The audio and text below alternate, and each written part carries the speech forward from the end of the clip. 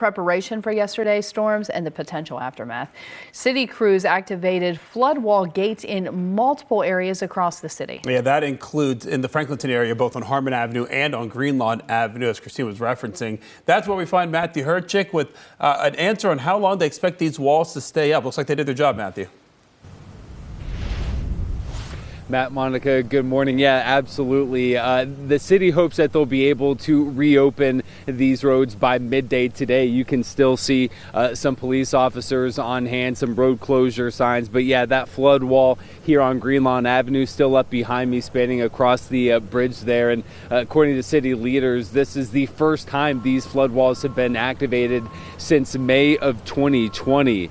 The purpose of the gates, of course, is to protect the Franklinton neighborhood from that flash flooding we saw and to make sure that people don't get stuck outside of their homes. The two floodgates are what they call stop log gates, meaning vertical slots are placed in the roadway and then metal logs are stacked in between to fill the gaps. Now, our Storm Team 4 meteorologists say that it appears that the Scioto River peaked early this morning at just under 24 feet, making it one of the highest in the last 6 years. Now, water levels are dropping, but very slowly.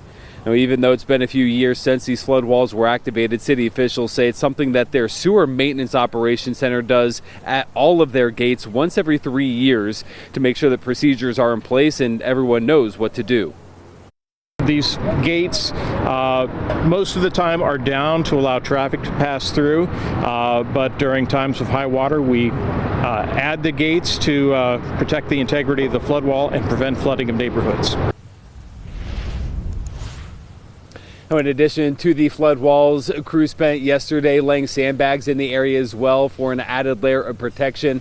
Of course, city leaders are continuing to ask residents to follow the road closures and stay away from any of those areas that saw flash flooding. Local for you in Columbus, Matthew Herchick, NBC4. Matthew, thank you. Now, believe it or not, heavy flooding can cause power outages. Looking at the AEP Ohio outage map, most of the outages are to the south, with the most outages in Adams County. This is where strong storms hit yesterday. AEP had thousands of workers ready to tackle possible outages. They actually started working on some downed lines yesterday morning due to heavy overnight rain. Officials say with the ground wet from rain and then high winds, there is more potential for power lines and poles to fall. And they say if a power line does fall, stay far away. Assume that any line on the ground is energized and call 911 or call us. If you're removing debris from your yard, make sure that you call us before you begin to do that. And the threat of downed power lines also serves as a reason to not walk or drive through floodwaters, because if there is a live wire in the water, you can be electrocuted.